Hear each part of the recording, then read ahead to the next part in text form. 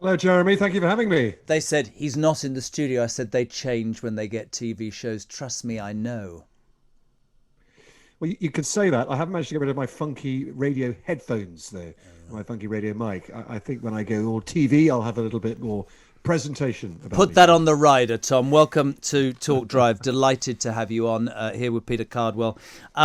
Tom, I try and look at things slightly differently. I had Jacob Rees-Mogg on the show last night, who put his head above the parapet when all the cabinet were rolled out by Rishi Sunak, who made some half-hearted comment about 20 past 11. Jacob made me laugh. He said they thought Rishi Sunak might have been at his dentist in Devon and Cornwall, which is a long way to go to get your teeth done.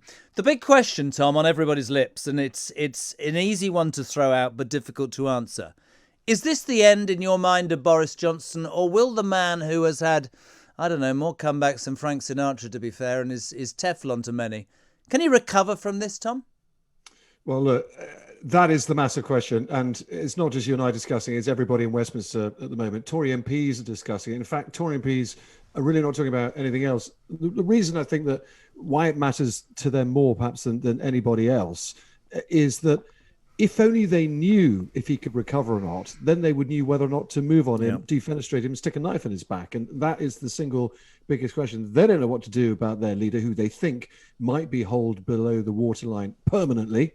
Or maybe he won't be, because, as you just said, he's had more comebacks than Lazarus. And, I've written him off, I think, at least 3 times in my professional working career over the last 10 years, and how foolish that was.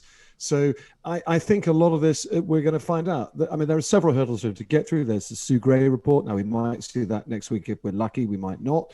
Then there's what MPs think about that. And then there's what the voters think about all that. And you've got these sort of different cascades building up, hurdles, if you like, for him to get through. And it may be some weeks before we all find out. Am I cynical, Peter, that this morning, having paid his cards in Parliament yesterday, made his speech, he's come into contact with somebody from COVID, so we won't see him for a few days. That is entirely convenient. Would that be unfair to say that? It's unfair, but it's also convenient. I mean, I'm sure he has been in contact with someone. I'm sure that's true. But it's interesting. But is it with Boris? I'm just saying it is convenient. But I picking up on what Tom said, actually, which I think is really interesting. He's always been seen as an electioneer, hasn't he? Somebody who would win elections, who can galvanise the public, get opinion on his side. Brexit is a great example.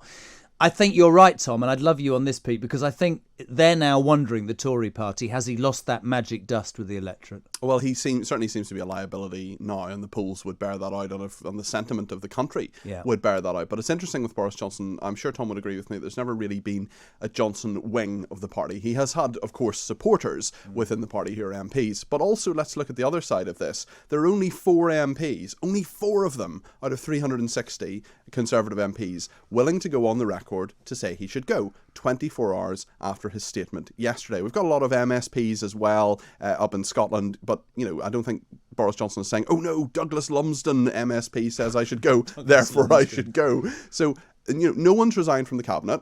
I think everybody is just waiting to see what happens. Sue Gray's report, it'll be interesting. She's the senior civil servant looking into this. I don't think she will conclude he should go or he shouldn't go. I think she may recommend disciplinary action for various people. She'll set out the facts and she'll evaluate the facts, but it's not up to her, even as a very senior civil servant, to say the Prime Minister should go. Interesting, though, Tom, with that Sue Gray report and inquiry, if she exonerates him and blames officials, everybody, presumably, who's a cynic will say it's a whitewash. And if she blames him, he has no option but to go because his position is untenable, right? Yeah, or there could be a third option, which is she gives a sort of narrative series of events. She explains what has happened, but doesn't really end up blaming everybody and blames a general culture of drinking at work and work mixing into social life and the rules being broken. I mean, there's a myriad of different ways the Sue Gray report can go, which is why I think everybody's confused. And at the end of the day, what really matters, and I think Peter gave a strong hint towards this. The relationship Boris Johnson has with his Tory MPs is wholly transactional. There's no ideology for them to follow as there might have been with Thatcher. There's no gang of insiders as there might have been with David Cameron, perhaps even with Theresa May. What there is an election winner who puts MPs' bums on seats. And that is what it was always about with Boris Johnson. So what matters, quite frankly, the only thing matters, is MPs' verdict on whether he can still put electoral bumps on seats, whether he is still a powerful electoral plus, or whether he turns into a negative. And that, I think, is what needs to come out in the wash. The other reason I think MPs are now thinking very hard is they don't know what more else could come out. There's no point in all of them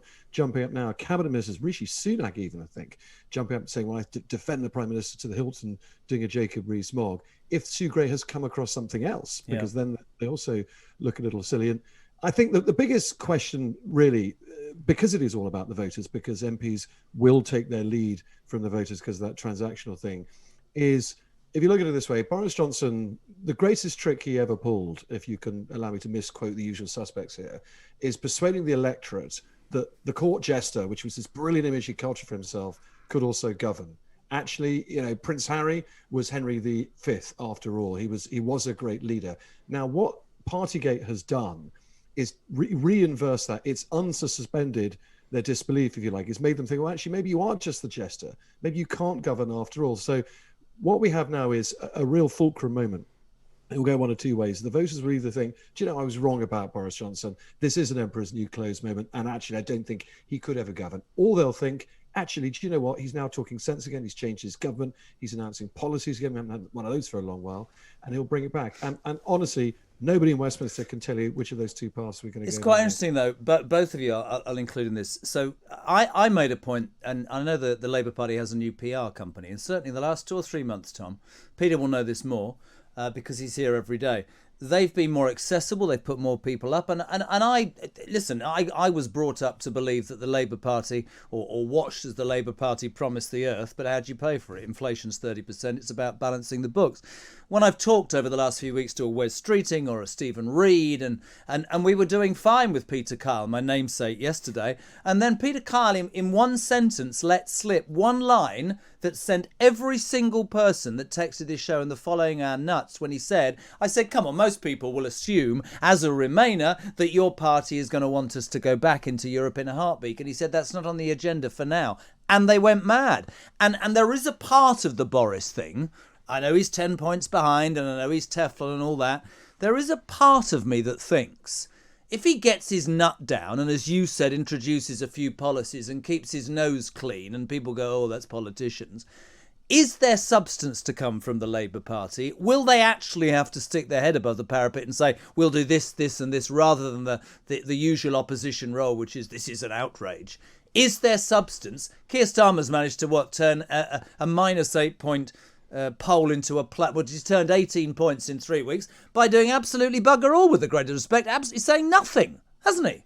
But at the same time, the Labour Party, and mostly in the position of Angela Rayner, who I'm a big fan of because I think she understands the word opposition. She understands opposing and getting underneath Boris Johnson's skin and pointing out the problems in their policies. In terms of an alternative government, we're not just there just quite yet. There's no election apart from obviously the council elections that are coming, which could be devastating for and could be the point where Boris Johnson actually goes. But people aren't really looking to the Labour Party at this exact moment to say, what would you do as an alternative government? They're looking at them to be a critical opposition of Boris Johnson. I think they're doing that very, very effectively at the moment in a way they haven't previously. But only because he's allowed them to.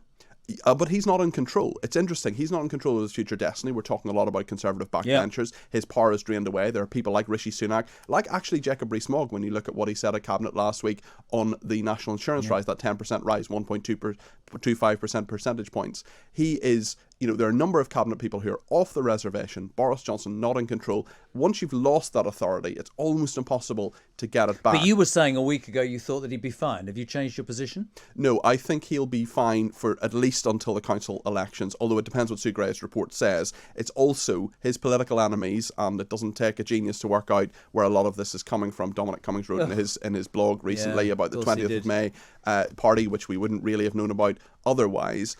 There's more to come, I think, in terms of photos, in terms of video. There's a lot out there. Dominic Cummings knows how to damage Boris Johnson. There are other enemies as well. And we only have 4 MPs calling for him to go publicly at the moment. But every MP in the Conservative Party is thinking about this. They'll be talking to their constituents on Friday and over the weekend. Can they look them in the eye and say Boris Johnson is the right person to be the leader of this country? Tom, Dominic Cummings, to me, is I think he's a lowlife.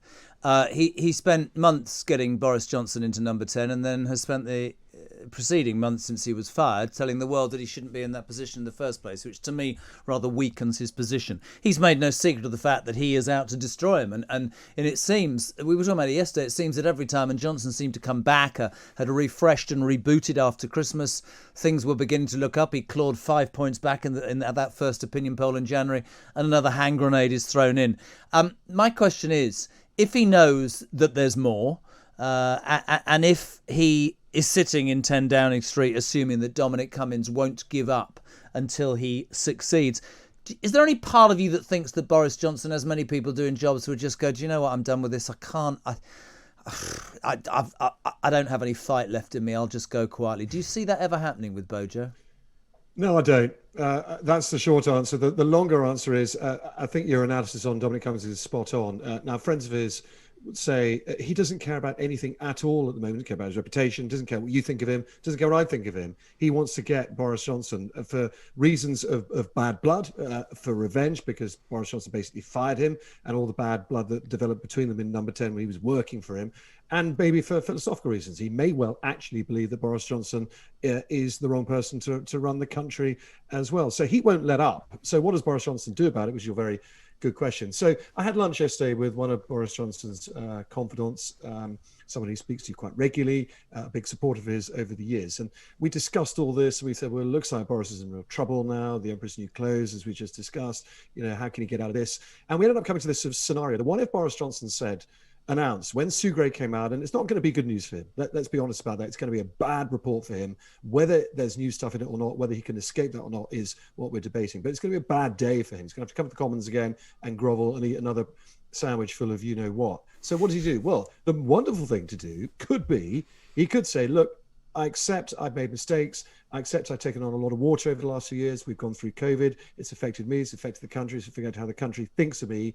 I'm not going to fight the next general election. But what I am going to do is spend the next year or so leveling up, doing everything I said I'd do when I get elected before I hand over to another man, having done Brexit, having started leveling up, and have got us through COVID. And if he said all that, he'd go down as a bit of a national hero, whether you liked him or not, because at least he would have been seen by all sides to have done the right thing. So we both sat there over lunch chewing on our delicious lobster and God, you see what happens in TV? I had a cheese sandwich. Exactly. God, I've fallen far. Newton-Dunn. None of this radio business for me anymore. It's lobster and cod for lunch every day. So we got to the end of this wonderful, future scenario. Then we both looked at each other and said, nah, he's never going to do that. Boris Johnson loves power. He's been fighting for it all his life. He's not going to give it up lightly. He won't do what might be the best thing for his reputation. He will cling on, Gordon Brown style, inside that building with his fingertips on the door frame before they drag him out. So if they want to take him out, and they might well still do that, I think it's still a high likelihood, it's not going to be without one hell of a fight from him. Tom Newton-Dunn, always a pleasure.